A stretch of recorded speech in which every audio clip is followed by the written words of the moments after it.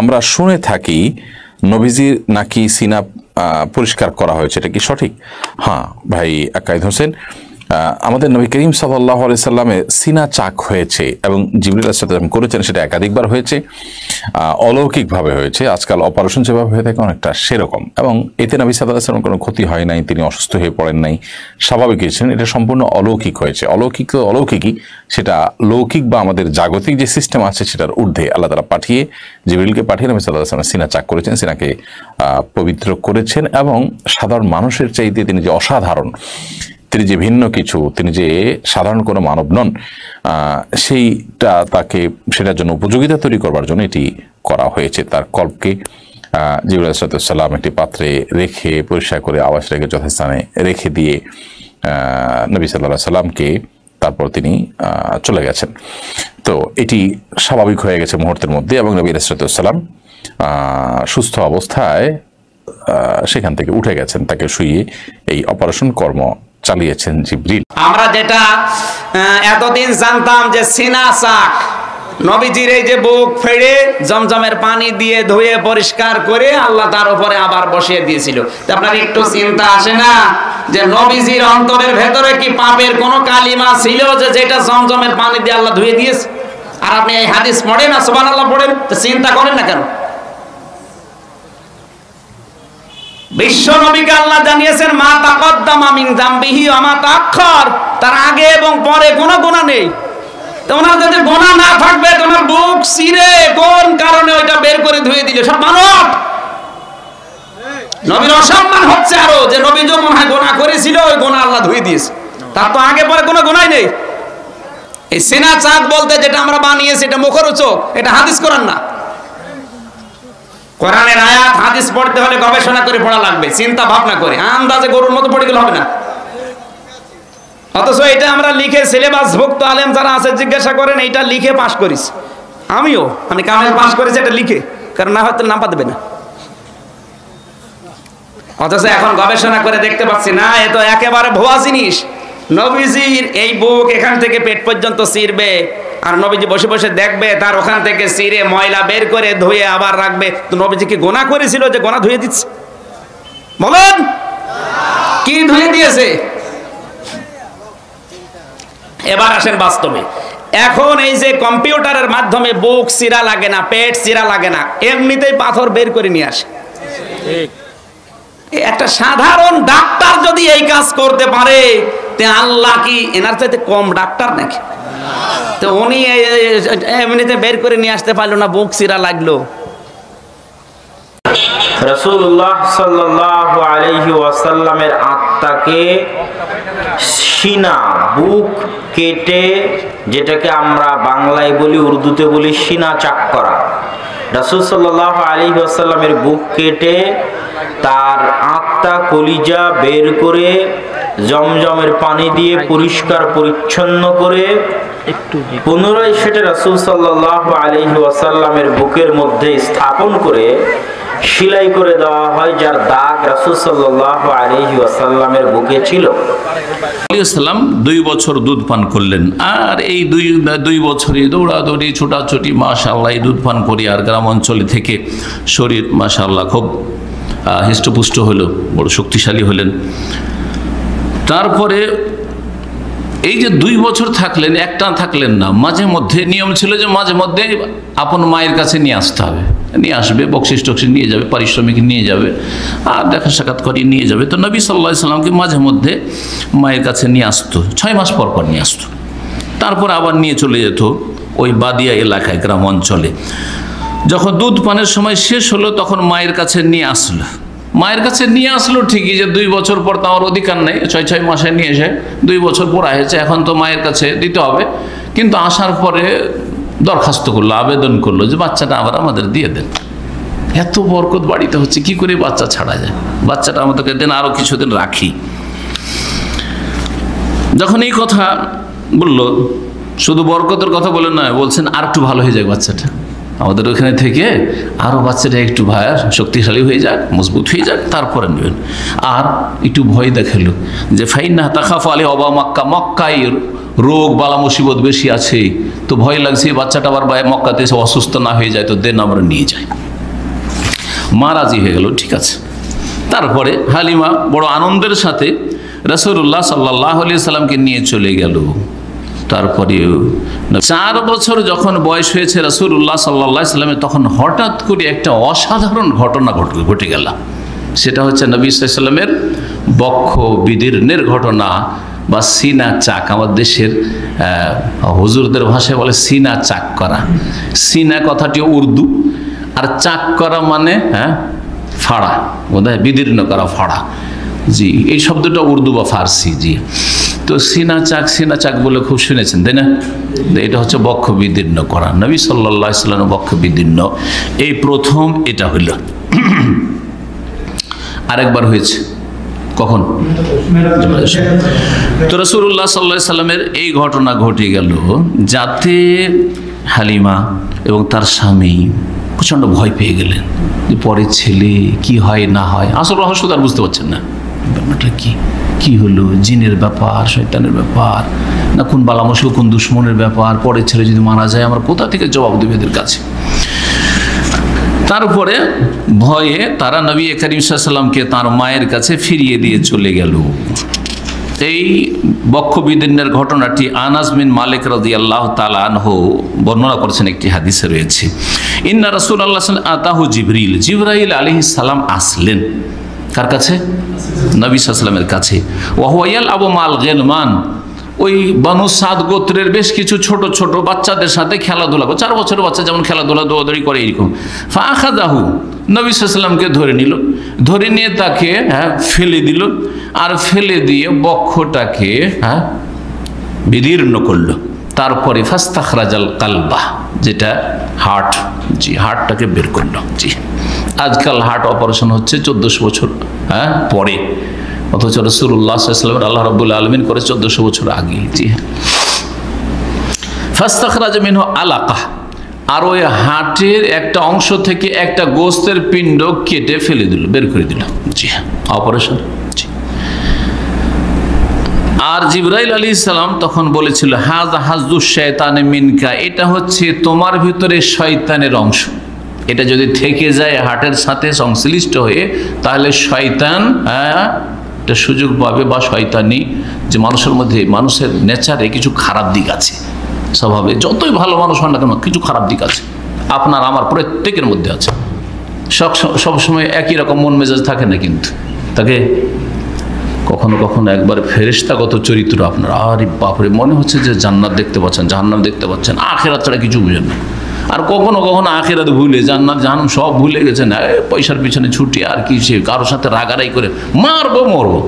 কোথায় কত বড় শয়তান হয়ে গেলেন নিজে, আউযুবিল্লাহ, তাই না? ছোট একটি কথার জন্য মরে যাবেন আপনি, মারবেন আপনি, আউযুবিল্লাহ, খুন করবেন আপনি। শয়তান ঢুকে আছে ওদের মধ্যে, শয়তানি অংশ আমাদের প্রত্যেকের মধ্যে আছে। রাসূলুল্লাহ সাল্লাল্লাহু আলাইহি ওয়াসাল্লামকে পাক করে দেওয়া হয়েছে, পবিত্র করে দেওয়া হয়েছে।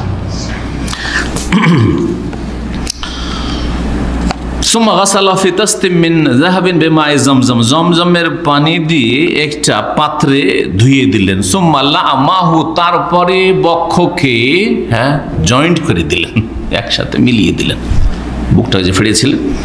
সুম্মা আ'আদা ফি মাকানিহি, ভিতরে হাতটা রেখে দিয়ে, আর তারপরে সেট করে দিয়ে বক্ষকে বক্ষের সাথে বা দুই দিকটাকে মিলিয়ে দিলেন। সেলাই। ছোট ছোট বাচ্চারা দৌড় দিয়ে চলে এসছে কার কাছে? হালিমার কাছে। জি হ্যাঁ, দুধ মায়ের কাছে। এসে বলছে ইন্না মুহাম্মাদান কাদ কুতিল, মুহাম্মদকে কে হত্যা করে দিল, খুন করে দিল। ফাস্তাকবালুহু, দৌড় দিয়ে সবাই মিলে ছুটে যাচ্ছে, বাচ্চারা নিয়ে যাচ্ছে।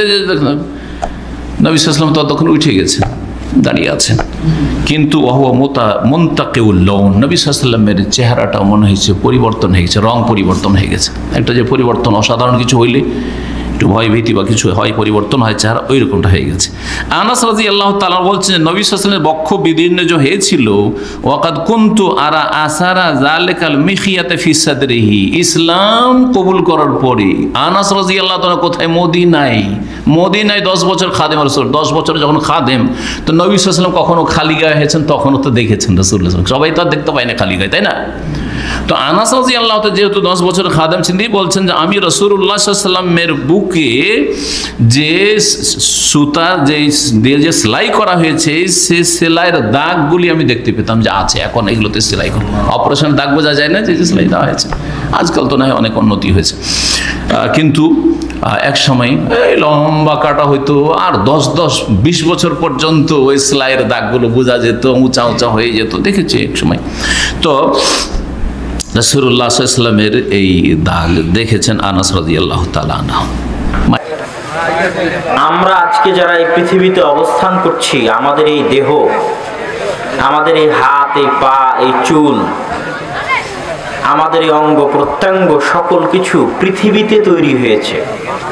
মায়ের পেটে যখন আমাদের নিথর দেহ ছিল, গোশতের টুকরা, গোশতের পিণ্ড ছিল, তখন ওই মায়ের পেটে তৈরি হওয়া, দুনিয়াতে তৈরি হওয়া, মায়ের পেটে তৈরি হওয়া ওই নিথর দেহ গোশতপিণ্ডের মধ্যে 440 দিন আল্লাহর পক্ষ থেকে নির্ধারিত ফেরেশতা নির্ধারিত দিনে মায়ের পেটে আসমান থেকে নিয়ে আসা রূহ ফুঁকে দিয়ে যায়।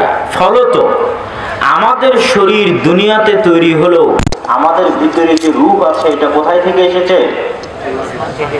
কথা বলতে হবে, কোথায় থেকে? আসমান থেকে। কোথায় থেকে? আসমান থেকে এসেছে।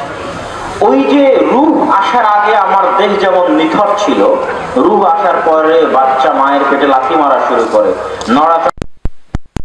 আবারও এক নির্ধারিত দিনে, এক নির্ধারিত সময়ে আবারও দুনিয়াতে তৈরি হওয়া, 50, 60, 20, 30 বছরে বড় হওয়া এই দেহের ভিতর থেকে আসমানি ওই রূহকে বের হচ্ছে। আত্মা যেটা, রূহ যেটা, নফস যেটা, এটা পৃথিবীতে তৈরি হয়নি। পৃথিবীতে তৈরি হয়নি। কোথায় থেকে এসেছে?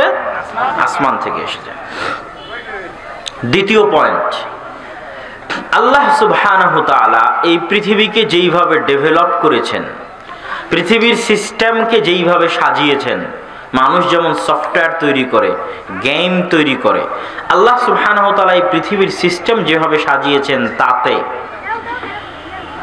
তাতে আল্লাহ সুবহানাহু ওয়া তাআলা মানুষের এই অন্তরকে, মানুষের এই নফসকে পথভ্রষ্ট করার জন্য আগে থেকেই শয়তান প্রস্তুত করে রেখেছেন, ইবলিস এবং তার বিশাল বাহিনী। আর এই ইবলিস এবং বিশাল বাহিনীকে আল্লাহ ক্ষমতা দিয়েছেন যে তারা আমাদের এই নফসকে কন্ট্রোল করতে পারবে। আল্লাযী ইউওয়াসওয়িসু ফি সুদুরিন নাস, সবার মুখস্থ আছে সূরা নাসের মধ্যে।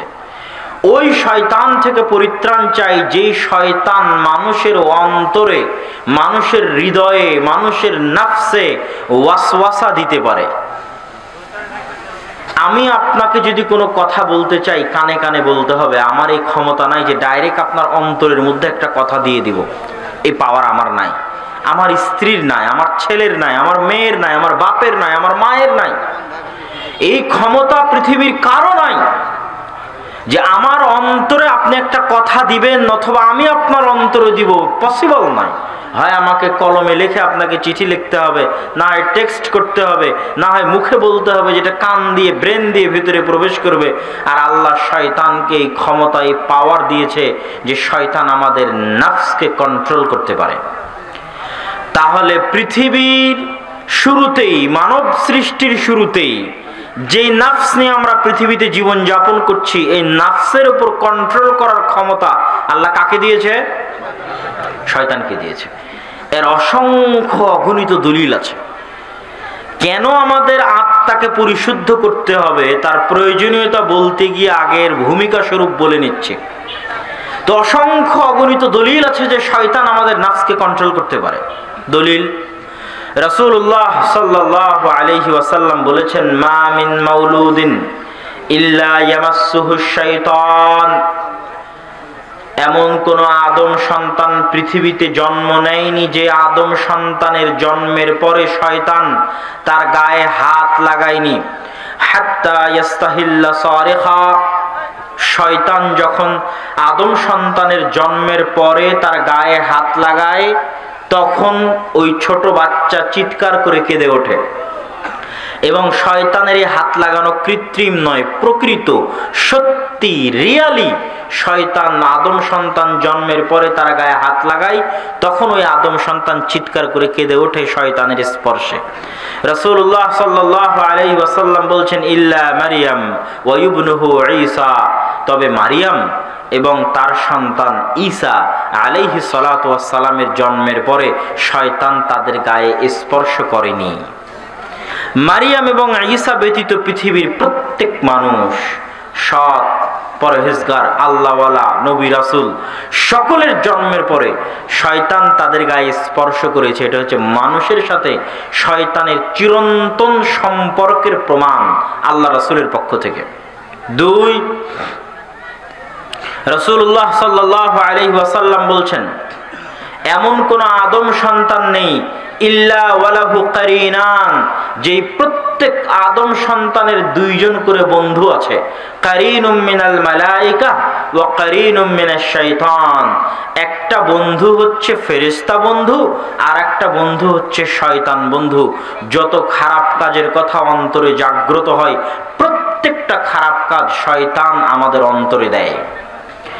শয়তানের অস্তিত্ব এতটা বাস্তব, এতটা বাস্তব, এতটা বাস্তব যে রাসূলুল্লাহ সাল্লাল্লাহু আলাইহি ওয়াসাল্লাম উদাহরণ দিতে গিয়ে বলছেন, যখন কোনো মানুষ ফজরে ঘুম থেকে ওঠার চেষ্টা করে, তখন শয়তান তার কাঁধের কাছে গিয়ে 3টা গিট দেয়, গিরহ দেয়, দিয়ে তাকে বলে, নাম নাম নাম, ঘুমাও ঘুমাও ঘুমাও, ইন্নাল লাইলা লাতাবিল, নিশ্চয় রাত এখনো অনেক লম্বা, এত তাড়াতাড়ি উঠার কি প্রয়োজন আছে।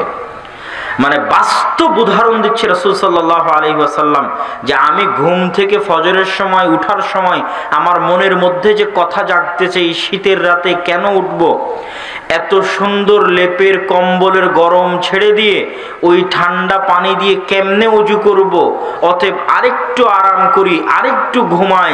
আমার মনের মধ্যেই যে কথাটা জাগতেছে, এটা আমার কথা নয়, এটা কার কথা? এটা জোরে বলেন, কার কথা? কে বলছে? রাসূল সাল্লাল্লাহু আলাইহি ওয়াসাল্লাম। কিন্তু আমি কি মনে করি আমার কথা? আমি হয়তো আমার আরামের জন্য, আমার শান্তির জন্য, আমার বিনোদনের জন্য ঘুমাচ্ছি। ঠিক প্রত্যেকটা পাপ কাজ একই অবস্থা।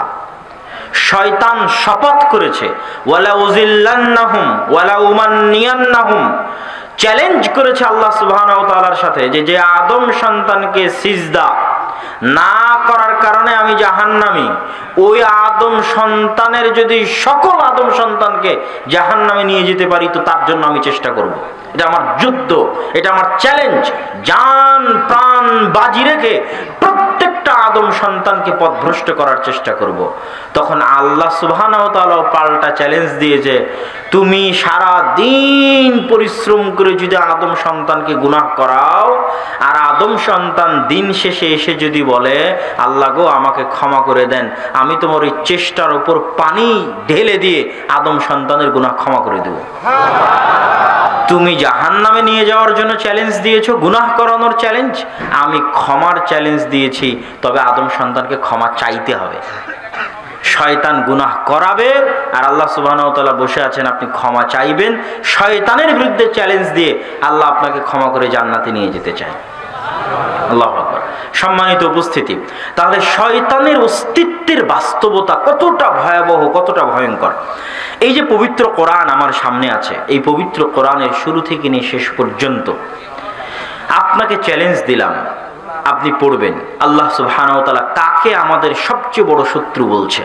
আল্লাহ সুবহানাহু ওয়া তাআলা পবিত্র কোরআনে অসংখ্য অগণিতবার বলেছে, ইন্নাশ শাইতানা লাকুম আদুউম মুবিন, শয়তান তোমাদের মহাশত্রু।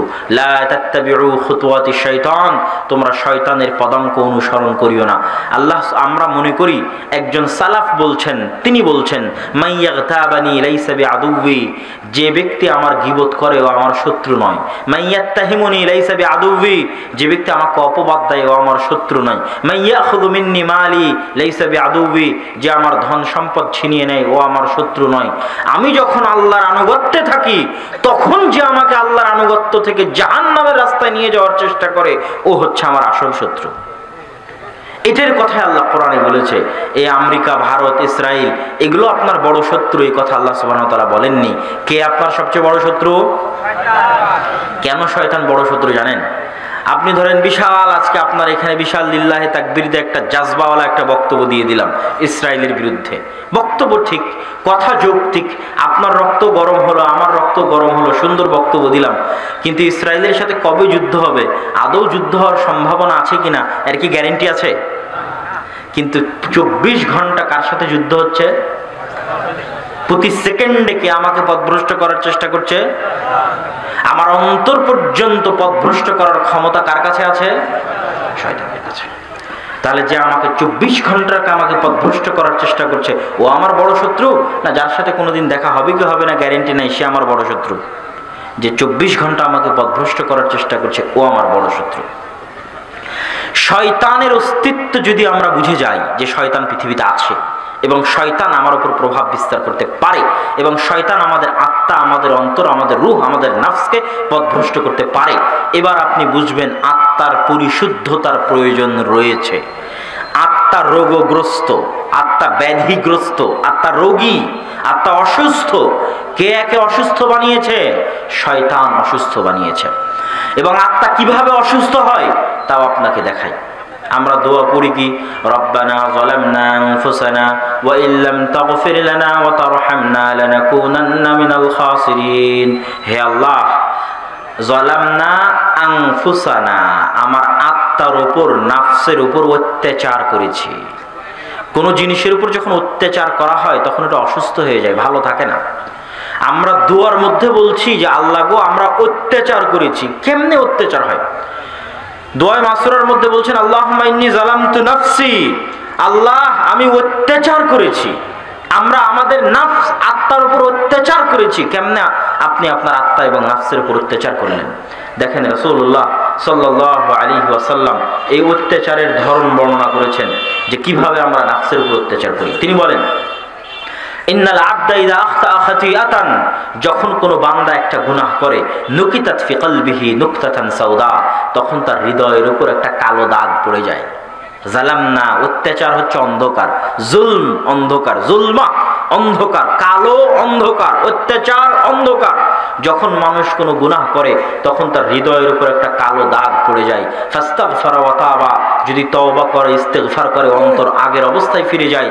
আর যদি তওবা ইস্তেগফার না করে তাহলে কালো দাগ বাড়তে বাড়তে বাড়তে বাড়তে পবিত্র কোরআনে আল্লাহ সুবহানাহু ওয়া তাআলা বলেছেন, কাল্লা বাল রানা আলা কুলুবিহিম খাতামাল্লাহু আলা কুলুবিহিম, কালো কুচকুচে হয়ে আল্লাহ সুবহানাহু ওয়া তাআলার পক্ষ থেকে মোহর মারা হয়ে যায়। একদম নিষিদ্ধ যে সেখানে কোনো দিনের কথা, হকের কথা প্রবেশ করবে, এরকম কোনো সুযোগ থাকে না, রাস্তা বন্ধ হয়ে যায়। এই কথা রাসূলুল্লাহ সাল্লাল্লাহু আলাইহি ওয়াসাল্লাম বলেছেন। এইভাবে প্রত্যেকটা কালো দাগ এই হৃদয়ের উপর একটা অত্যাচার। সম্মানিত উপস্থিতি, আত্মার বিশুদ্ধতার যে গুরুত্ব আছে, প্রয়োজনীয়তা আছে, এ কথা স্বয়ং রাসূল বলেছেন, এ কথা স্বয়ং আল্লাহ সুবহানাহু ওয়া তাআলা বলেছেন। দলিল, আল্লাহ সুবহানাহু ওয়া তাআলা পবিত্র কোরআন মাজিদে বলছেন, ক্বাদ আফলাহা মান তাযাক্কা, ওই ব্যক্তি সফল কাম যে তার আত্মাকে পরিশুদ্ধ করলো। ওই ব্যক্তি সফল কাম যে তার আত্মাকে পরিশুদ্ধ করলো। ইয়াউমা লা ইয়ানফাউ মালুন ওয়ালা বানুন, যেই দিন মানুষের ধন সম্পদ কোনো কাজে আসবে না, যেই দিন মানুষের সন্তান সন্ততি কোনো কাজে আসবে না, ওই দিন একমাত্র কাজে আসবে ইল্লা মান আতা বিকলবিন সালিম, যে পরিচ্ছন্ন পরিষ্কার আত্মা নিয়ে কিয়ামতের মাঠে উপস্থিত হবে, বিশুদ্ধ আত্মা নিয়ে কিয়ামতের মাঠে উপস্থিত হবে। একমাত্র বিশুদ্ধ পরিচ্ছন্ন আত্মাই কিয়ামতের মাঠে মানুষের কাজ দিতে পারে, মানুষের উপকার করতে পারে। রাসূলুল্লাহ সাল্লাল্লাহু আলাইহি ওয়াসাল্লাম বলছেন, আলা ইন্না ফিল জাসাদি মুদগাতুন, শুনে রাখো হে দুনিয়ার মানুষ, এই পুরো শরীরটা যদি একটা সেনাবাহিনী হয়, এই হাত একটা সেনা সদস্য, এই হাত একটা সেনা সদস্য, চোখ একটা সদস্য, নাক একটা সদস্য, কান একটা সদস্য, এগুলো যদি বিশাল সেনাবাহিনীর এক একটা সদস্য হয়, তাহলে এদের প্রধান সেনাপতি হচ্ছে তোমাদের বুকের ভিতরে থাকা একটা গোস্তপিণ্ড। ফাইন সালুহাত সালুহা সাইরুল জাসাদ, যদি এই গোস্তপিণ্ডটা সৎ হয়ে যায়, পরিষ্কার পরিচ্ছন্ন হয়ে যায়, তাহলে বাকি যে সদস্য আছে এরাও ঠিক হয়ে যাবে। আর এটা যদি কলুষিত হয়, নোংরা হয়, অপরিষ্কার অপরিচ্ছন্ন ময়লা হয়ে যায়, তাহলে বাকি অঙ্গ প্রত্যঙ্গ কোনোদিন ঠিক থাকতে পারবে না। কেননা বাকি অঙ্গ প্রত্যঙ্গ এই হৃদয়ের কথাই চলে, এর আদেশে চলে, এর অনুসরণে চলে। অতএব তোমাদের জন্য জরুরি কর্তব্য হচ্ছে এটাকে পরিচ্ছন্ন করা, এটাকে পরিশুদ্ধ করা, এটাকে প্রশিক্ষিত করা। সম্মানিত উপস্থিতি, আল্লাহ সুবহানাহু ওয়া তাআলা পবিত্র কোরআন মাজিদে মানুষের আত্মার পরিশুদ্ধতার গুরুত্ব বলতে বলতে এই পর্যায়ে বলেছেন যে রাসূলকে পাঠানোই হয়েছে সাহাবীদের আত্মাকে বিশুদ্ধ করার জন্য। আল্লাহ রাসূলের আত্মা তো আল্লাহ জিবরাইল দিয়ে জমজমের পানি দিয়ে পরিষ্কার করে দিলেন, সাহাবীদের আত্মাকে কে বিশুদ্ধ করবে? রাসূল সাল্লাল্লাহু আলাইহি ওয়াসাল্লাম বিশুদ্ধ করবেন। যেমন আল্লাহ সুবহানাহু ওয়া তাআলা পবিত্র কোরআন মাজিদে বলছেন, হুয়াল্লাযী বা'আসা ফিল উম্মিয়িনা রাসূলা, সেই সত্তা যিনি তোমাদের মধ্যে রাসূলকে প্রেরণ করেছেন। কেন জানো? ইয়াতলু আলাইহিম আয়াতিহি, আল্লাহর কিতাব কোরআন থেকে তোমাদের মাঝে আয়াত পড়ে শোনাবে, ওয়া ইউযাক্কিহিম, এবং তোমাদের আত্মাকে পরিচ্ছন্ন করবে, বিশুদ্ধ করবে, পরিষ্কার করবে।